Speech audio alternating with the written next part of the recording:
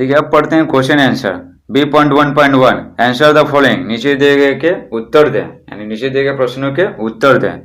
First में who is called स्वर सम्राज्ञी, स्वर सम्राज्ञी किसे कहा जाता है?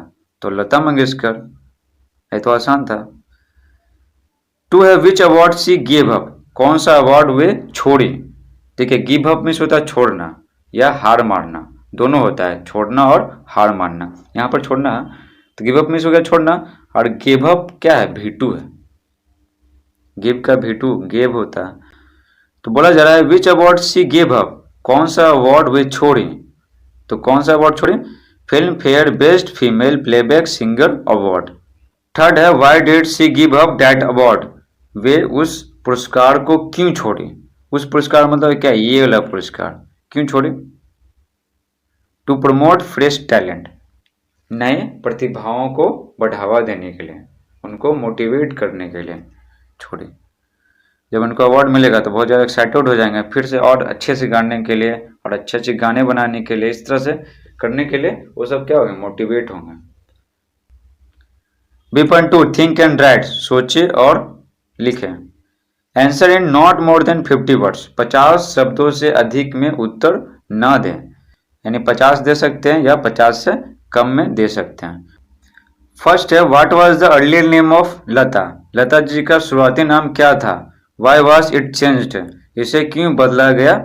ये आंसर हो जाएगा the earlier name of Lata was Hridaya, Lata ji का शुरुआती नाम हृदया था। It was changed by her parents after a female character Latika in one of her father's plays. फिर पूछ रहा था सवाल कि इसे क्यों बदला गया, तो उसका आंसर यहाँ से यहाँ हो जाएगा।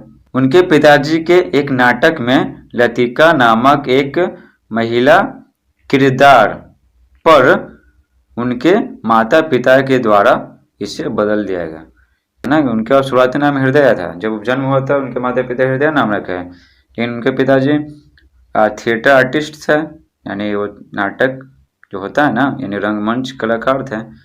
तो उनके पिताजी का एक नाटक था, उसमें एक महिला किरदार थे, क्या महिला किरदार थी क्या? लतिका। उसी से प्रभावित होकर उनके पिताजी नाम बदल दिए और लतिका से लता रख दिए नाम, ठीक ना। लतिका से प्रभावित होकर अपने बेटे का नाम लता रख दिया। टू है Lata ji refuse to accept the Filmfare award, Lata ji Filmfare पुरस्कार स्वीकार करने से इनकार कर दिया। Why did she do so, वे ऐसा क्यों की? What light does it throw on her personality, यह उनके व्यक्तित्व पर क्या प्रकाश डालता है, यानी उनका व्यवहार कैसा था ना, उनका व्यक्तित्व कैसा था? वो बहुत क्रूर थे, ठीक ना, बहुत ही खड़ूस थी या बहुत ही प्यारे थे, दयालु थी, कैसा, वो कैसे थे, यही पूछ रहा है। आंसर हो जाएगा Lata ji refuse to accept the Filmfare award, Lata ji Filmfare पुरस्कार को स्वीकार करने से इनकार कर दें, तो यही यहाँ से यहाँ तक लिख देना है। नेक्स्ट बढ़ते हैं। She did so in order to promote fresh talent, वे नए प्रतिभाओं को बढ़ावा देने के लिए ऐसा की। ऐसा ये नहीं इसलिए नहीं कि हम नहीं लेंगे, हम नहीं लेंगे, ऐसा नहीं, वो बहुत खड़ूस थी, ऐसा नहीं। वो उनका हृदय था ना बहुत बड़ा था, वो नए प्रतिभाओं को बढ़ावा देने के लिए वे ऐसा की। बोले कि हमको पुरस्कार नहीं दीजिए, वो जो नए नए गायिकाएँ आई हैं ना, उसमें से जो अच्छा गाएंगे उनको दीजिए, तो उनका मनोबल बहुत बढ़ेगा और वो और अच्छे से गाएंगे। It shows that she is broad minded, यह दिखाता है कि वे खुले विचारों वाले थे, ठीक है, खुले विचारों वाले। ऐसे बहुत सारे जो गायक होते हैं, गायिकाएं होती हैं, एक दूसरे से जलती हैं, ठीक है, लेकिन वो ऐसा नहीं थे। एंड काइंड पर्सन, और दयालु व्यक्ति थी। And she wants new generation to get rewards for their talents, और वे चाहते थे कि जो नया जनरेशन है उनको अपनी प्रतिभाओं के लिए पुरस्कार प्राप्त हो, तभी ना मोटिवेट होंगे और अच्छा करने के लिए। तो वे ऐसा चाहते थे। तो क्या थी? बहुत ज़्यादा दयालु थे। तो ये पूछ रहा था उनके व्यक्तित्व पर प्रकाश डाले, बताएं कि वो कैसी थी। तो क्या थी? बहुत दयालु थी और ब्रॉड माइंडेड, खुले विचारों वाले थे। 3 है पंडित नेहरू, यानी पंडित जवाहरलाल नेहरू। तो पंडित पीटी मतलब क्या है? पंडित, तो पंडित को शॉर्ट में पीटी और डॉट लिखते हैं। 3 में Pandit Nehru could not control his tears, Pandit Jawaharlal Nehru अपनी आंसुओं पर नियंत्रण नहीं रख सके। What does it suggest about Lata's art of singing, यह लता जी के गाने की कला के बारे में क्या बतलाता।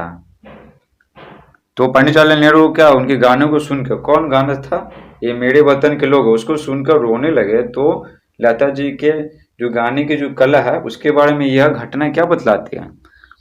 तो आंसर हो जाएगा Pandit Nehru could not control his tears, यहाँ से यहाँ तक लिख देंगे। पंडित जवाहरलाल नेहरू अपनी आंसुओं पर नियंत्रण नहीं रख सके। इट सजेस्ट दैट, यह बतलाता है कि Lata Mangeshkar has a fantastic ability to sing any song with emotions which can touch the heart of anybody. यह दिखलाता है कि लता मंगेशकर जी के पास भावनाओं के साथ किसी गाने को गाने की एक बहुत ही बढ़िया सामर्थ्य था। तो किसी भी गाने को ना बहुत ही दिल से एकदम भावना के साथ फीलिंग के साथ गा सकते हैं। विच can touch the heart of anybody, जो किसी के हृदय को छू सकता है, ठीक है ना, किसी के भी हृदय को छू सकता है। पंडित जवाहरलाल नेहरू तो बच्चे तो थे नहीं, फिर भी अपनी भावनाओं पर कंट्रोल नहीं रख सकते हैं, तो आप समझ सकते हैं कि वो कितने इमोशनल हो गए होंगे। नेक्स्ट बढ़ते हैं C.1, go through the text again and again, पाठ को दोबारा पढ़ें। गो थ्रू मतलब होता गुजरना, यानी गुजरना मतलब क्या, किताब से गुजरेंगे यानी किताब को क्या करेंगे, पढ़ेंगे। अगेन एंड अगेन मीन्स हो गया बार बार। And give the meanings of the following words, और नीचे दिए गए शब्दों के अर्थ दें। तो पाठ को फिर से पढ़िए और फिर बतलाइए कि नीचे दिए गए जो शब्द है ये 4 गो, इसका क्या मतलब है इस कहानी में। देखिए सेक्रीफाइस में होता है बलिदान देना या न्यौछावर करना। पेट्रियोटिक में होता है देशभक्ति से पूर्ण या देशभक्ति से भरा हुआ। नेटिव मीन्स क्या हो गया, जन्म स्थान। जेस्चर मीन्स क्या हो गया, हाव भाव भी होता है, ठीक है, तो हाव भाव भी होता है जेस्चर मतलब, और साथ ही साथ काइंडनेस दयालुता भी होता है। तो किसी को क्या करना है, इंग्लिश में लिखना है, तो इंग्लिश में बताते हैं। करने का मतलब आपको इंग्लिश टू इंग्लिश बताना है। सेक्रीफाइस का मतलब बता दिए, न्यौछावर करने या बलिदान देना। तीसरे को इंग्लिश में लिखेंगे, to give away one's life for the sake of one's country, अपने देश के खातिर अपना जीवन बलिदान देना, उसी को बोलते हैं सेक्रीफाइस। पेट्रियोटिक में इसमें क्या बताएं, देशभक्ति से भरा। Having great love for the country, देश के लिए बहुत ज़्यादा प्यार होना। जैसे बोलेंगे पेट्रियोटिक सॉन्ग, यानी उस गाने में ना देशभक्ति की जो भावना है पूरा भरा हुआ है, यानी देश प्रेम की जो भावना है पूरा भरा हुआ है। नेटिव मीन्स जन्म स्थान, birth place of a person, एक व्यक्ति का जहाँ जन्म हुआ है ना उसको बोलते हैं, उस जगह को बोलते हैं नेटिव। जेस्चर, जेस्चर मीन्स दयालुता। देखिए C.2 find out, find out means होता है ढूंढना, खोजना।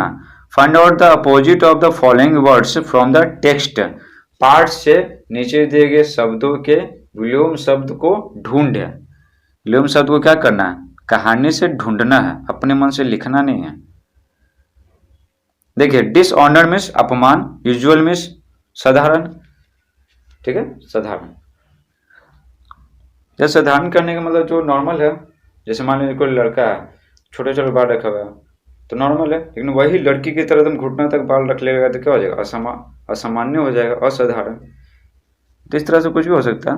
प्रोटेक्शन में सुरक्षा, मॉर्टल में मरणशील, जैसे मरणशील है ना, जैसे कोई भी आसपास जितनी सारी चीजें देखते हैं सब मरणशील है, एक न एक दिन खत्म होना। डिसऑनर में अपमान, तो अपमान का उल्टा क्या होगा, सम्मान, तो ऑनर हो जाएगा, ठीक है। फिर आपको ढूंढ के भी दिखाएंगे, ठीक है ना, आप सबको ढूंढने में थोड़ा दिक्कत होता है तो आपको ढूंढ के भी दिखाएंगे। इसके बाद डिसऑनर में अपमान, तो अपमान को उल्टा सम्मान। ये कहाँ, ये जो है ना लिखा हुआ ये सब कहानी से लिखा गया। यूजुअल में साधारण या सामान्य, तो असामान्य या असाधारण का अनयूजुअल हो जाए। प्रोटेक्शन में सुरक्षा, सुरक्षा का उल्टा क्या होगा, आक्रमण। मॉर्टल में मरणशील, इमॉर्टल में अमरणशील। तो देखिए चलिए अब इसको ढूंढ के दिखाते हैं आपको। तो ये देखिए ये ऑनर मिल गया, ये देखिए यूजुअल का उल्टा अनयूजुअल, ये देखिए एग्रेशन, आक्रमण। ये देखिए इमोर्टल, इमोर्टल मीन्स क्या, अमरणशील। देखिए अब पढ़ने वाले हैं ग्रामर पोर्शन, ग्रामर पोर्शन। देखिए ग्रामर में पढ़ने वाले हैं कंजक्शन। तो कंजक्शन किसको बोलते हैं, सबसे पहले डेफिनेशन पढ़ लेते हैं। वैसे वर्ड जो किसी दो वर्ड को जोड़ते हैं या फिर दो क्लॉज को जोड़ते हैं या फिर दो सेंटेंस को जोड़ते हैं, उसे कंजक्शन कहते हैं। बस इतना समझिए कि इसका काम क्या है, जोड़ने का काम है। प्लस जरा रीड द फॉलोइंग, नीचे दिए गए को पढ़ें। तो चलिए पढ़ते हैं, नीचे क्या दिया हुआ। फर्स्ट में लिखा हुआ her father was a classical singer and A theatre artist. उनके पिताजी एक शास्त्रीय गायक और एक रंगमंच के कलाकार थे। तो देखिए यहाँ पर ध्यान से, ये क्लासिकल सिंगर, ये थिएटर आर्टिस्ट, दोनों शब्द को जोड़ दिया गया एंड से। एंड क्या हो गया, कंजक्शन हो गया। बस तो यहाँ पर क्या किया गया, एक ही व्यक्ति है, वो क्या, उसमें दो गुण है, दो ट्रेड्स हैं, दो गुण है। एक ये शास्त्रीय गायक भी हैं, एक रंगमंच के कलाकार भी हैं। तो दोनों को जोड़ दिया गया, उसके दोनों गुणों का जोड़ कर दिया गया एंड के द्वारा। तो जोड़ने का काम कौन करता है, कंजक्शन। तो एंड क्या हो गया, कंजक्शन हो गया। चलिए आगे पढ़ते हैं। Two may the family's last name used to be Hardikar but Dinanath changed it to Mangeshkar. देखिए अपोस्ट्रोफी ऐसा ना, इसका मतलब का होता, का। तो बोला जा रहा है परिवार का अंतिम नाम हरदीकर हुआ करता था, लेकिन दीनानाथ इसको बदलकर मंगेशकर कर दिए। देखिए एक sentence, the family's last name used to be Hardikar है, दूसरा है Dinanath changed it to Mangeshkar. अब दोनों सेंटेंस को जोड़ दिया गया बट से।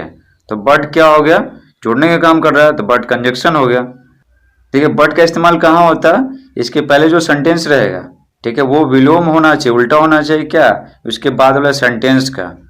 ठीक है, जैसे यहाँ पर शुरुआत में नाम हरदीकर था, फिर बाद में इसको बदल दिए। ठीक है, तो दोनों एक दूसरे से क्या है, विलोम है, विलोम अर्थ में विलोम है। इसलिए दो अपोजिट चीज़ों को ना हम बट से जोड़ते हैं, और सेम चीज़ को जोड़ते हैं किससे, एंड से। तो एक ही आदमी दोनों चीज़ है, तो एंड से जोड़ दिए। और यहाँ पर कुछ और अर्थ है, इसका उल्टा यहाँ है, तो दोनों को जोड़ दिए बट से। देखिए अब क्या बोला जाए, now insert either and or but to complete the following sentences. बोला जा रहा है नीचे दिए गए वाक्यों को पूरा करने के लिए एंड या बट लिखें। तो क्या लिखना है, एंड लिखना है या फिर बट लिखना है, एंड या बट। चलिए देखते हैं एंड किस में लगेगा, बट किस में लगेगा। फर्स्ट में ही इज ए नॉटी बॉय, वह एक नटखट लड़का है। डैश गुड इन स्टडीज, अध्ययन में अच्छा है। देखिए नटखट लड़का है, जिनमें नटखट करते रहता है, ठीक है ना, कुछ भी दूसरों को परेशान करने वाला काम करते रहता है, तो उसको क्या पढ़ने में तेज नहीं होना चाहिए, लेकिन क्या वो पढ़ने में भी अच्छा है। तो देखिए विलोम शब्द, ये कुछ और मीनिंग है, ये कुछ और मीनिंग, दोनों एक दूसरे का क्या अपोजिट है, विलोम अर्थ रख रहा है। तो यहाँ पर क्या हो जाएगा, बट हो जाएगा। तो कोई नटखट लड़का है तो उसको पढ़ने में अच्छा नहीं होना चाहिए, लेकिन क्या, लेकिन यहाँ बोला जाए पढ़ने में अच्छा है, दोनों एक दूसरे का क्या विलोम है, तो इसलिए बट से जोड़ दें।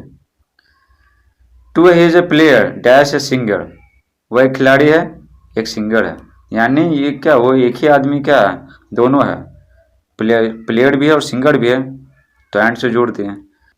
थ्री है Raju shots loudly in the playground, Raju खेल के मैदान में बहुत तेज चिल्लाता है। Dash speaks very slowly in the class, वर्ग में बहुत धीमे धीमे बोलता है।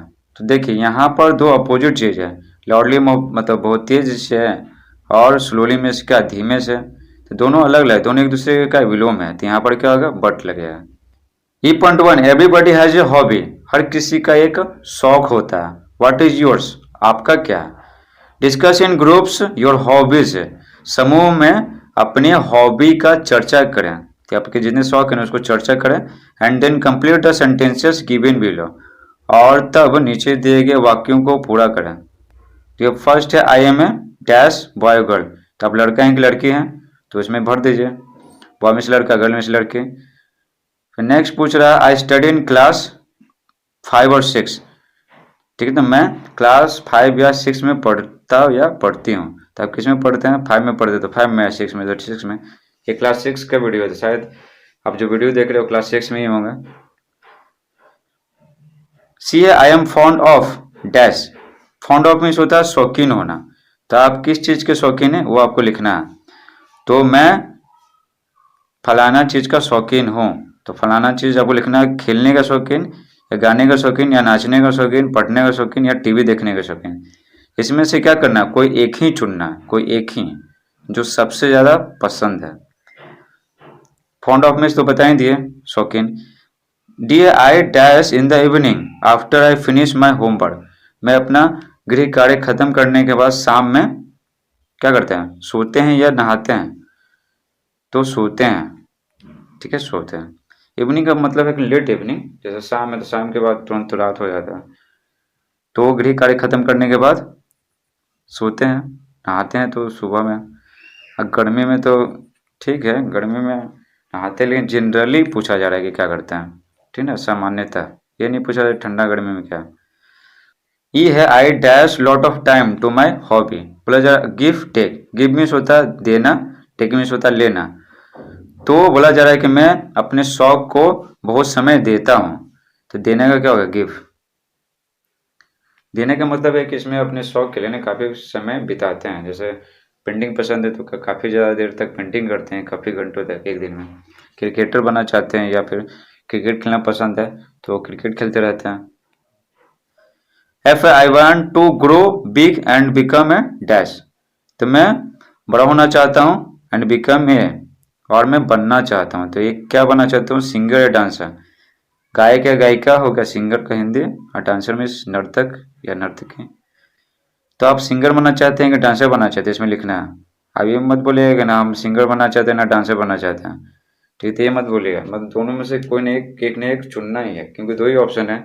अपने मन से कुछ भर मत दीजिएगा, बस यही दोनों ऑप्शन में से चुनना है, या डांसर बने या सिंगर बने। देखिए अब ट्रांसलेशन पढ़ते हैं। F.1 translate the following into English. नीचे दिए गए को अंग्रेजी में अनुवाद करें। फर्स्ट है मुझे गाना गाना अच्छा लगता है।